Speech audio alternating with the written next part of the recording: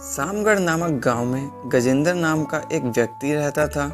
गजेंद्र मोमोज का ठेला लगाया करता था और गजेंद्र घर का सारा काम और अपने ठेले का और मोमोज का सारा काम अकेले ही करता था। और उसी गांव में एक सीमा नाम की लड़की रहती थी और उसकी एक बच्ची भी थी। लेकिन सीमा के पति ने सीमा को तलाक दे दिया था, जिस कारण वह सीमा अपनी बड़ी बहन रीना के साथ रहती थी। रीना और उसके पति के पास काम नहीं था, जिस कारण वो लोग एक दिन गजेंद्र के ठेले के पास पहुंचते हैं और गजेंद्र से कुछ काम मांगने लगते हैं। अरे मोमोज वाले भाई साहब, हम बहुत गरीब हैं, हमें पैसों की बहुत ज़रूरत है। क्या तुम्हारे पास हमारे लिए कोई काम है? तभी गजेंद्र कुछ सोचने लगता है। सारा दिन काम करके मैं काफ़ी थक जाता हूँ। मुझे मोमोज बनाने के लिए काम वालों की ज़रूरत तो है, लेकिन खैर छोड़ो, इन्हें मैं काम के लिए रख लेता हूँ। इन्हें खाने को दे दूँगा और महीने में थोड़ी तनख्वाह दे दूँगा, जिससे मेरा भी काम हो जाएगा और इनकी भी मदद हो जाएगी। ठीक है, मैं तुम दोनों को काम पर रख लूँगा, पर क्या तुम्हें मोमोज बनाने आता है? हाँ हाँ बिल्कुल, हम दोनों तुम्हारा मोमोज भी बना देंगे, घर की साफ़ सफाई भी कर देंगे और खाना भी बना देंगे। ठीक है, कल से आप दोनों काम पर आ जाना।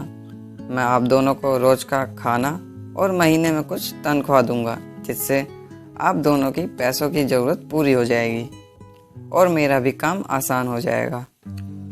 अगले दिन से रीना और उसका पति गजेंद्र के घर पे मोमोज बनाने का काम करने लगते हैं, जिससे गजेंद्र का काम काफ़ी आसान हो गया था और गजेंद्र को भी आराम मिलने लगा था। अब गजेंद्र शाम को अपना मोमोज का ठेला जल्दी लगाने लगा, जिसके कारण गजेंद्र के मोमोज अब ज़्यादा बिकने लगे। अरे क्या बात है गजेंद्र भाई, आज बड़ी जल्दी आ गए।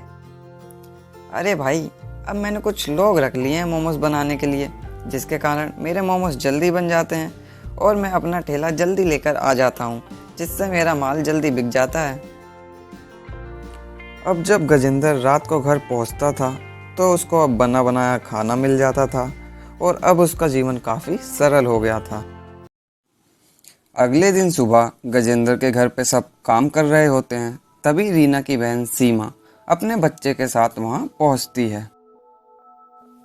अरे रीना जी, ये लड़की कौन है जो हमारे घर पर आई है? अरे गजेंद्र भाई, ये मेरी बहन सीमा है, जो अपनी बच्ची के साथ मुझसे मिलने आई है। अच्छा, तो ये आपकी बहन है?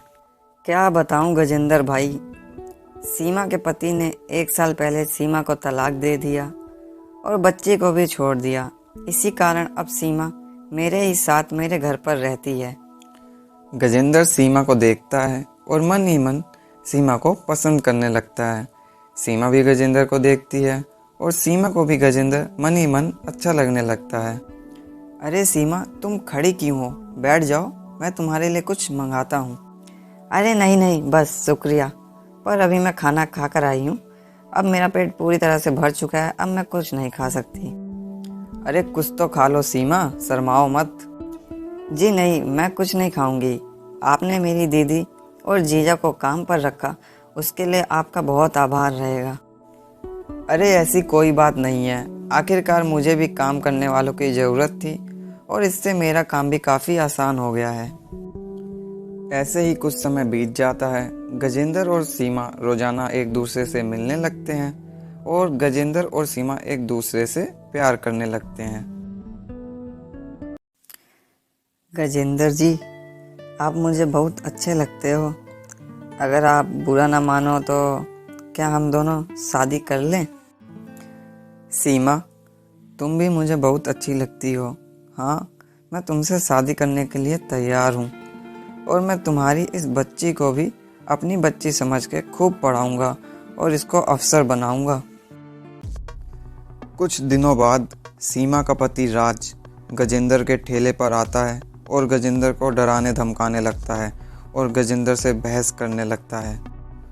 हाँ भाई गजेंद्र, तुझे क्या लगा मुझे कुछ पता नहीं चलेगा? तू मेरी पत्नी सीमा से शादी करने जा रहा है। मैं तेरी हालत ख़राब कर दूंगा अगर तूने ऐसा करा तो। अरे राज, पर तूने तो ज़रूरत के वक्त पे सीमा को तलाक दे दिया ना, तो अब हमें क्यों परेशान करने आया है? चले जा यहाँ से वापस। मैंने सीमा की ज़िंदगी ख़राब करने के लिए उसको तलाक दिया था। सीमा मुझे बहुत बुरी लगने लगी थी, लेकिन अब वो फिर से अपना घर बसाने जा रही है। ये मुझसे देखा नहीं जा रहा है। और हाँ, सुन ले, अब तू उससे दूर हो जा, नहीं तो मैं तुझे छोड़ूंगा नहीं। तुझे क्या लग रहा है मैं तुझसे डर जाऊँगा? मैं तुझसे नहीं डरता। अब तो मैं उसी से शादी करूँगा। तुझे जो करना है कर ले। तभी सीमा और उसकी बहन रीना गजेंद्र के ठेले पे पहुंचती हैं और सीमा अपने पति राज को देख गुस्से से लाल हो जाती है। राज, तुम यहाँ क्या कर रहे हो? तुमने तो ज़रूरत के वक्त पे मुझे तलाक दे दिया। अब यहाँ मुझे और गजेंद्र को परेशान करने के लिए आ गए हो। अब तुम यहाँ से चले जाओ, नहीं तो मैं अभी पुलिस को बुला दूँगी। अब हमारा तलाक हो चुका है। तुम अपनी ज़िंदगी जियो और मैं अपनी ज़िंदगी जीऊँगी, और तुम हमें यहाँ बिल्कुल परेशान मत करो। पुलिस के डर के कारण राज वहां से चला जाता है। अब उसे अपनी गलती का एहसास हो चुका था और फिर राज कभी उन्हें परेशान करने वापस नहीं आया।